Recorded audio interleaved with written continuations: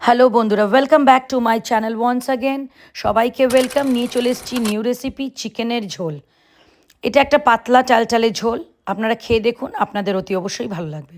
তার জন্য নিয়ে নিচ্ছি একটা প্রেশার কুকার, 1 চামচে সাদা তেল আর 2 ডাইস এরকম বাটার। আর দিয়ে দেবো এর মধ্যে গরম মশলা, দারচিনি, লবঙ্গ, এলাচ, গোটা গোলমরিচ দিয়ে একটু নাড়াচাড়া করে আমি 1.5টা পেঁয়াজ, দেখুন 1.5খানা পেঁয়াজ কুচি করে দেবো, আর বাকি এই মশলাটা বাটনা দেবো। তার মানে 1/4 পেঁয়াজ, একটা ছোট্ট টমেটো, 8-10 কলি রসুন, আদা কম একটু আদা দিয়ে ওটাকে বেটে নেব। নিয়ে এই পেঁয়াজটা দেওয়ার পরে হালকা ভাজা ভাজা করে নিয়ে দিয়ে দেবো এর মধ্যে গাজর আর বিনস।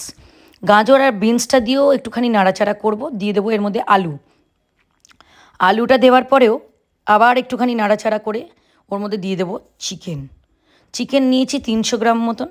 কারণ আমি এই এটা অ্যাকচুয়ালি টেলে ঝোল টাইপের, পাতলা ঝোল, তো এটা স্যুপ টাইপেরও খাওয়া যায়। সেই জন্য আমি এটা ম্যাক্সিমাম টাইম আমি স্যুপের মতনই খাই। যাই হোক, তো আমার ছেলেকে আমি ভাত দিয়ে দিয়েছিলাম। তো এটাই দেখুন, এইভাবে নাড়াচাড়া করে নিলাম। নিয়ে ওই যে বাটনাটা রেডি করেছি, ওই বাটনাটা এবার আমি করে নেব। দেখুন, এটা মিক্সির বাটির মধ্যে দিয়ে দিয়েছি। ওই বাটনাতে দিয়েছি একটা কাঁচা লঙ্কা, একটু আদা, রসুন একটু বেশি করে, ওই 1/4 পেঁয়াজ আর ছোটো টমেটো মিক্সিতে পিষে নিয়ে এটা এর মধ্যে এবার আমি দিয়ে দেব। এই দেখুন, দিয়ে এবার এটাকে ভালো করে কষতে হবে আমাদেরকে। খুব সুন্দর করে এটাকে এবার একটুখানি নাড়াচাড়া করে কষে নেব। দিয়ে নেব স্বাদ অনুসার নুন, আর দিয়ে দেব আন্দাজ মতন হলুদ, আর তারপরে দিয়ে দেবো কাশ্মীরি লাল মির্চ পাউডার। এছাড়া এর মধ্যে আমি কিন্তু কিচ্ছু দিইনি, বাস এইটুকুই দেবো। দিয়ে এটাকে নাড়াচাড়া করে ভালো করে কষে নিলেই হয়ে যাবে। নিয়ে এর মধ্যে জল ঢেলে দিয়ে দেবো সিটি।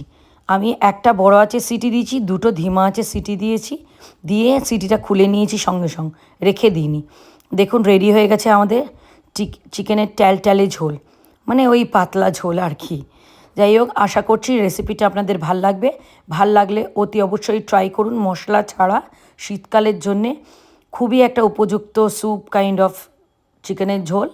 এর মধ্যে পেঁপেও দিতে পারেন, আরও সবজি থাকলে দিতে পারেন। আমি পছন্দ করি না, তাই দিইনি। Thank you. আশা করছি আপনাদের রেসিপিটা ভালো লাগবে। ভালো লাগলে লাইক, শেয়ার, কমেন্ট করতে ভুলবেন না।